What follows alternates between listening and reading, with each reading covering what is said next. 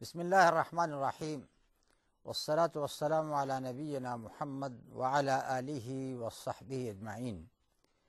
Dear viewers in Islam, this is your host Dr. Suhaib Hasan from London.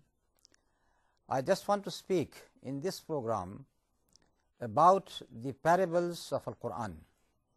As you know that the Qur'an is the source of knowledge, and from this Qur'an the Muslims have derived many branches of knowledge which have taken their way in the forms of books, in the forms of Islamic literature, and in different forms. Among these knowledges we know about the history of the past, the ancient people, what happened to them when they have adopted the teachings of Islam and when they rejected them. Also from this Al-Qur'an we know about so many things which are going to happen in future. Many of them had come true and others are going to come true, insha'Allah. And then we also read about the oaths of Al-Qur'an, a knowledge which is known as Aqsamul Qur'an. A similar knowledge is Amthalul Qur'an. In Arabic, Amthal is plural and its singular is Mathal or Mithl. We are concerned in this episode about this knowledge. So let us take first the definition of Mathal itself. Now the words Mathal or Mithl, they are two very close to each other nouns in Arabic. As far as mithl is concerned, it means something resembling another thing.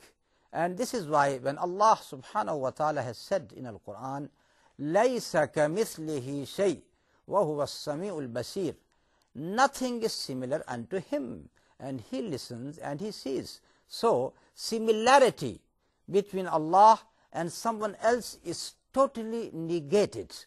That is what we understand from the word mithl.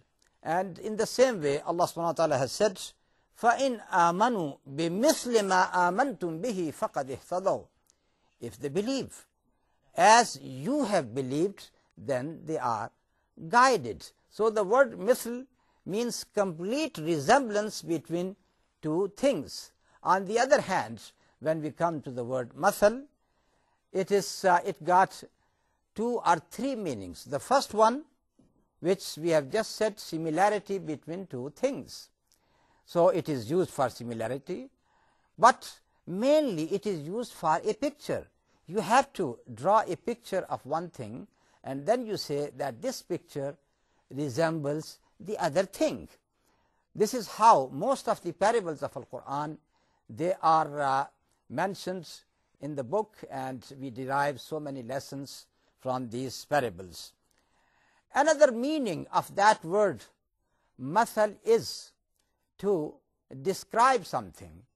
For example, in Surah Muhammad, مثل الجنة التي وعد المتقون فيها أنهار من ماء غير آسن وأنهار من لبن لم يتغير طعمه. Here the word mathal is used. مثل الجنة التي وعد المتقون. What does it mean here? It does not here mean a similitude, but a description. Al-wasf, in Arabic it is known as al-wasf.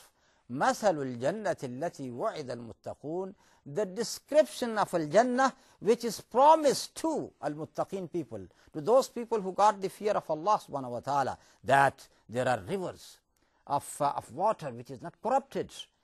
There are rivers of the milk, the taste of which is not going to change. And then this description goes on and goes on. So here the word Masalul Jannah, that means the description itself. Now the third meaning for this word, that is a piece of admonition. In Arabic it is known as al-ibrah. Someone who has done something bad, then he was punished by God, for example, and Qur'an declares that this this person and or those people have become a piece of admonition. A piece of admonition. For example, Allah subhanahu wa ta'ala has said about some ancient people, فَجَعَلْنَاهُمْ سَلَفًا وَمَثَلًا لِلْآخَرِينَ. We have made them a precedent and a piece of admonition for those people to come. So this is another meaning. And in the same way, if a person has done something very good and then he becomes a good example for the people who come after him, he is also a salaf and an example. For example, Allah subhanahu wa ta'ala said about Isa alayhi salam, in huwa illa abdun an'amna alayh wa ja'alnahu mathalan li bani Israel.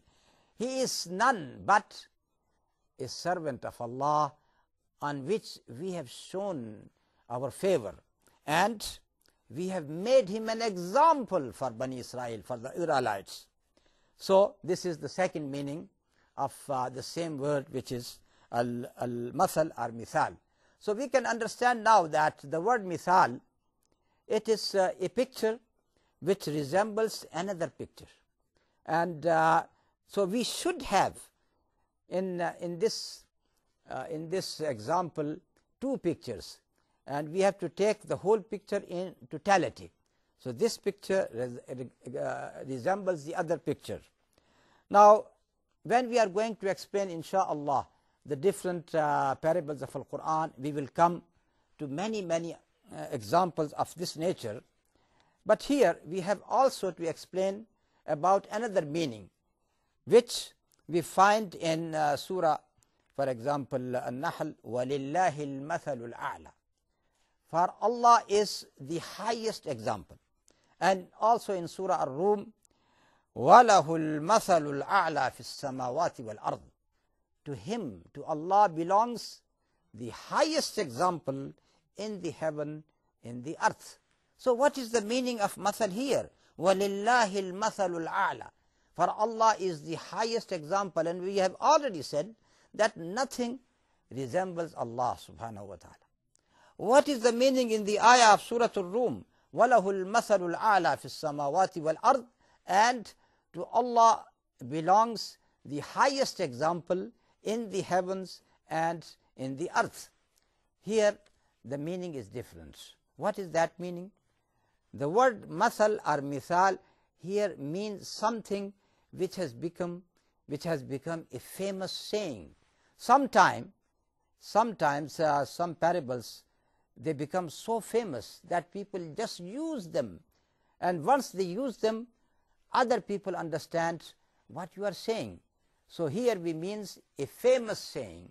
A famous saying, for example, in Arabic, it is very common to say, if someone has done something bad and then he was punished in a bad way, we say, Kama tadinu tudanu. As you have done, similar thing is going to be done to you, or tit for tat.